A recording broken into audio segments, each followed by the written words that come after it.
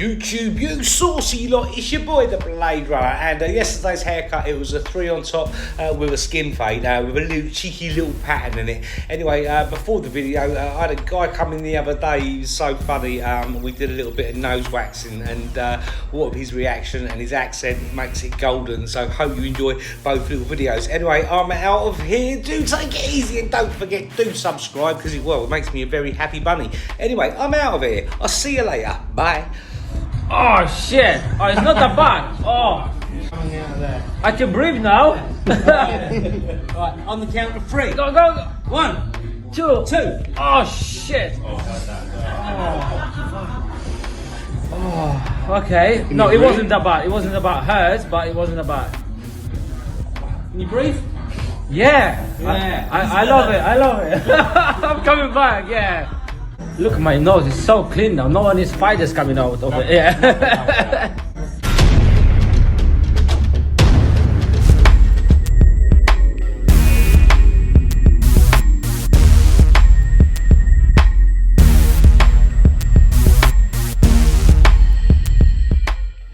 Right, we've got the lovely young Max in the chair. Now, I've been cutting his hair for probably about 5 years now, and up until recently we always used to keep it very floppy on top and very heavy, and we just decided one day we were going to start cutting it shorter, go with the grade 3, and it's really worked for him. So yeah, working a grade 3 through the top, just going to debulk all that hair out, and we're going to work in different directions because, well, the hair grows in different directions, so you want to be cutting it in different directions. Using the Gamma Ergos. This is a clipper I've had for ages and I still absolutely love that.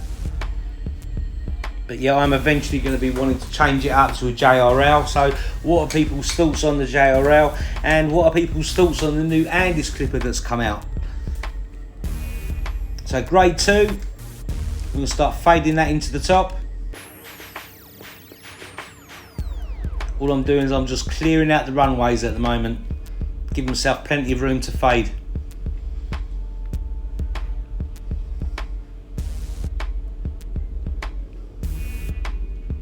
See, this is how barbering has changed a hell of a lot over the last like 20 years or so.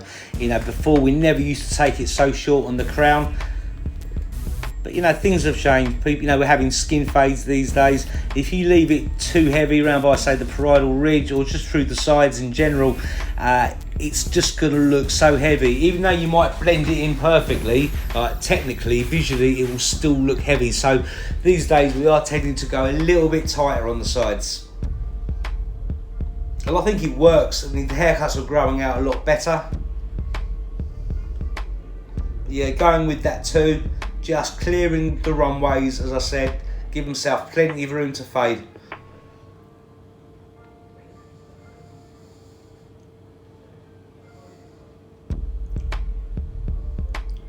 Okay, grade 1. And that grade 1 is closed at the moment, so we're just going to carry on working that all the way around the head. Now, one of the errors that I see that barbers make is, you know, with leaving it like heavy on top, like 4 inches on top or something like that, and that's great to actually drop the fade when you're going to, you know, when you're doing that kind of a style. But when you're actually taking it like clipper length on top, you don't want to be dropping the fade at the back, because otherwise it's just going to look too heavy at the back. So go pretty much straight all the way around.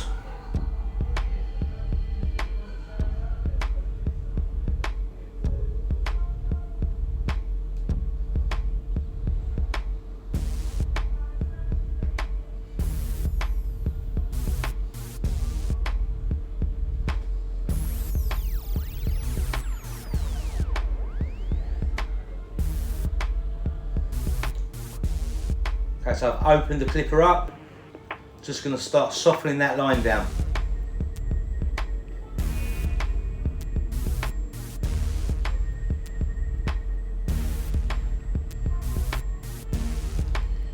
So a lot of mistakes that, or some of the mistakes that the younger, more inexperienced barbers make is, you know, you've got the closed guard, you've got the guide where you can open it right up. It doesn't just have to be fully open or fully closed, you know, work in between as well.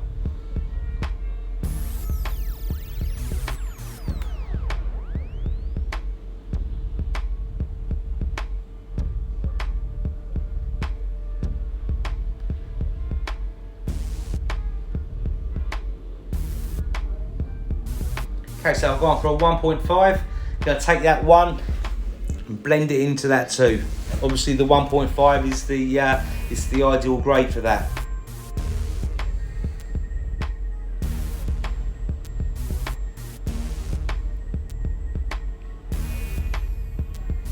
Just flicking it out a little bit.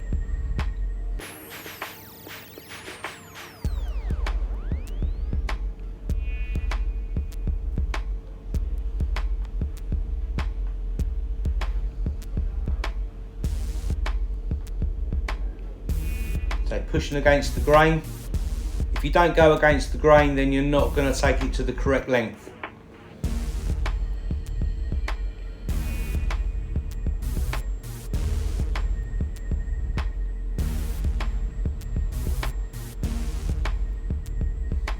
Literally just feeding that hair up.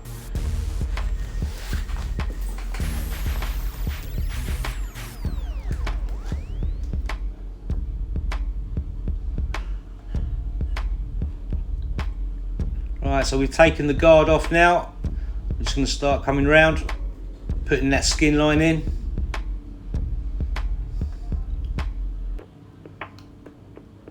Here's the other thing that I'm not getting, guys. I see a lot of YouTube barbers, they're putting that skin line in with like an effects trimmer, and they're putting that line in so hard. And yeah, great, it looks really cool, but when you're going to be blending that line out, you're just giving yourself a little bit more work. I find personally, having the clipper with it closed, that's enough. You know, you're not having, I don't personally think that these days, I used to use the little trimmers to actually put the line in, and you know, I'd put it in hard, and I was just giving myself such a hard time trying to get that line out. So yeah, I tend to just use like a full clipper with the guard closed. And that works perfect for me. Okay, I'm bringing that line up a little bit more.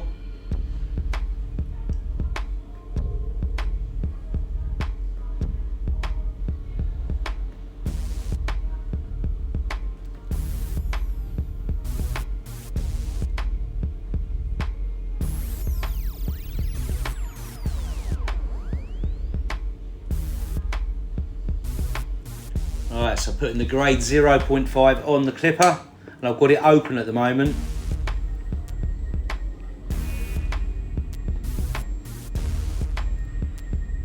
Now, if you ask me what was my favourite guard, okay, it'd be a weird question, but if you ask me what guard I like the most, it's the 0.5.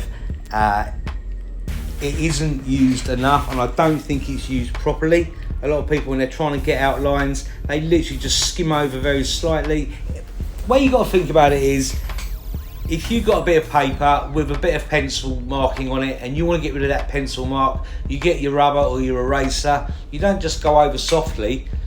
You know, you go over it and you go over it and you go over it, and you put a little bit of pressure in, and in the end that line will pop out. So at the moment, you know, I've got that guard closed, open, sorry. Now I've closed it up, and I'm finding just by really working the hair, really going through it, you should be able to get rid of most of that line.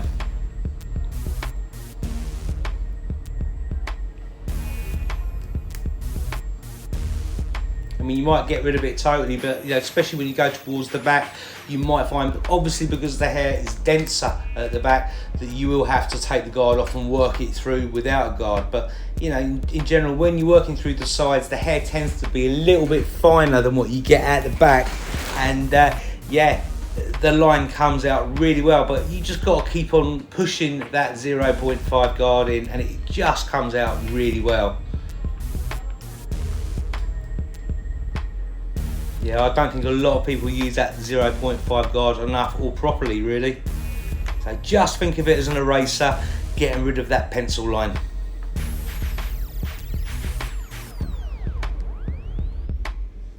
Right, I'm going back on with the grade 1, just to go above that 0.5, which I just did.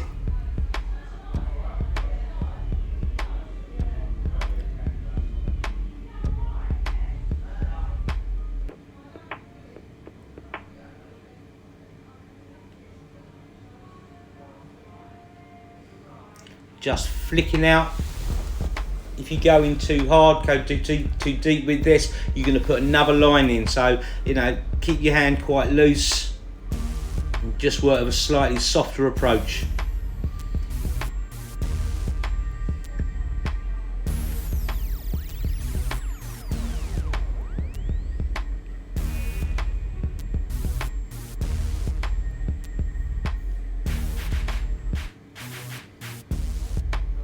Right, there's a couple of little lines there, so I have taken the guard off for this. Because I use that 0.5 guard, it makes this bit a bit easier. I'm not using the full blade, I'm literally using about a third of the blade, just tilting it very slightly. That way I can just be that little bit more detailed.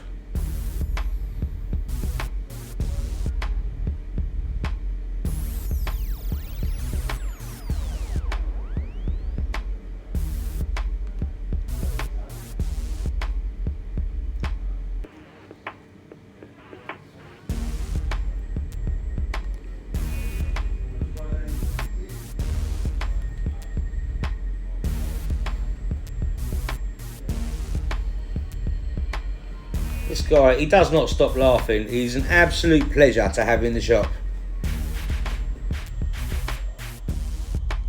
Right, so I'm using the Babyliss foils. Just going to start balding it out a little bit. Yeah, it's quite a nice foil, this. I don't think it gets as close as a wild finale, and it is quite a heavy thing, a heavy foil. That's not a bad thing. I do like my foils a little bit lighter, but yeah, it does the job, and it's comfortable in the hand.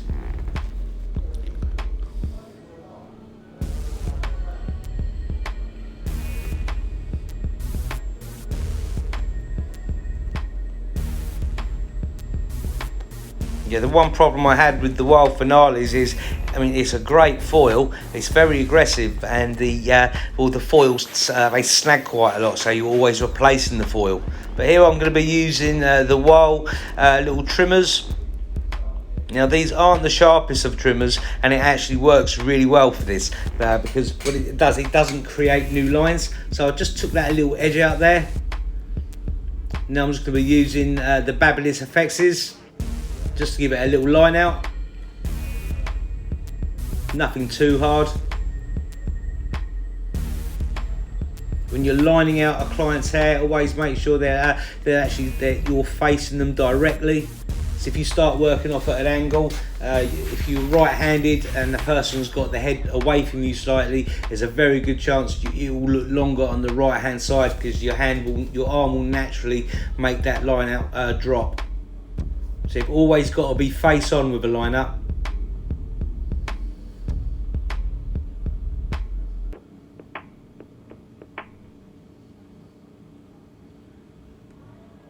So if you're standing to the side and the client's got their head facing forwards, yeah, it will. If you're working on the right hand side of them, the other side will be longer. Okay, so I was going to put a little pattern in.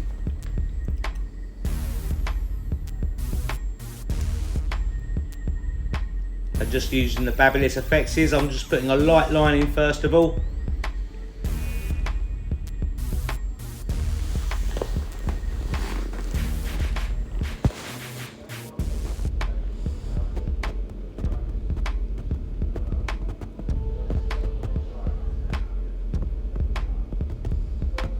Now obviously when you're doing patterns, if the hair is light in colour, it's not going to show up quite so much.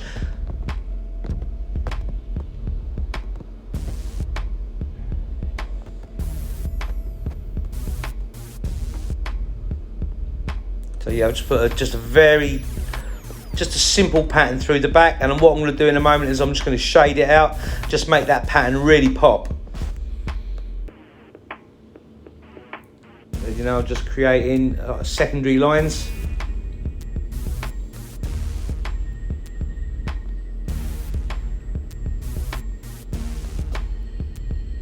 I mean, you could have just left it like that, just putting that first line in, but when you actually shadow it, it actually makes that line become an outline.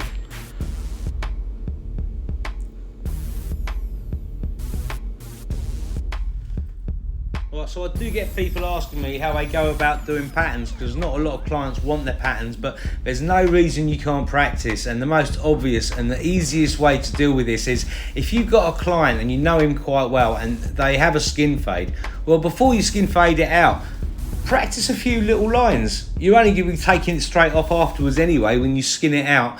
So yeah, it is no reason why you can't practice. Have fun and doodle. And the more you get into it, you'll just learn new things, and it just makes, I think, the haircut pop.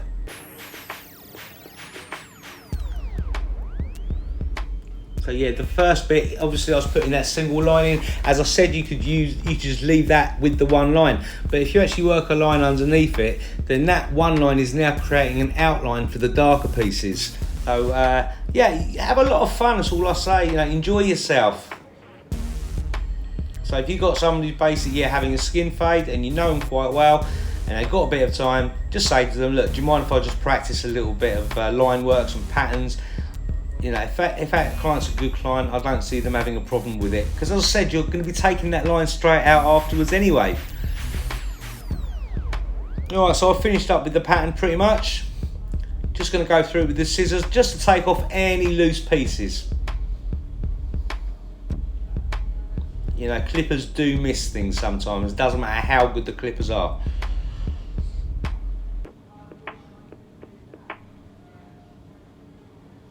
And I think scissor over comb, it's a very underrated technique. It just gives you a lot more control rather than just clippering the whole time. Just going to blast it out. Obviously not styling it as such, but it just gets rid of any loose pieces of hair, so that later on when he goes back to the office, he's not going to be molting all over his paperwork.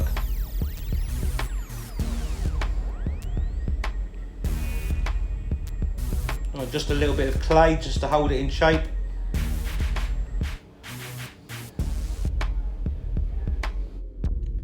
So I hope you really like this haircut. I hope I've explained it enough. If there's any questions you want or anything that you want me to cover, then just let me know. But yeah, happy days.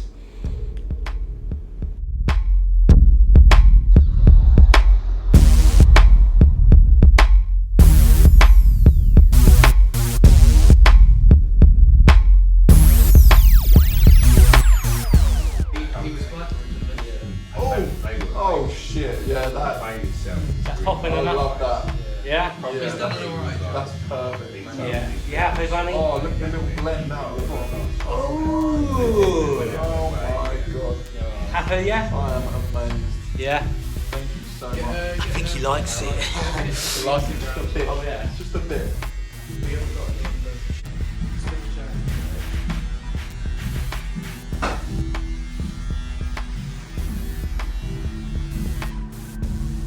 How's that for you, Vince? Amazing. Thank you so much. You're the best, Vince. Say rah! Rah! Blade Runner Revolution. Blade Runner. Oh no, not swear. Revolution.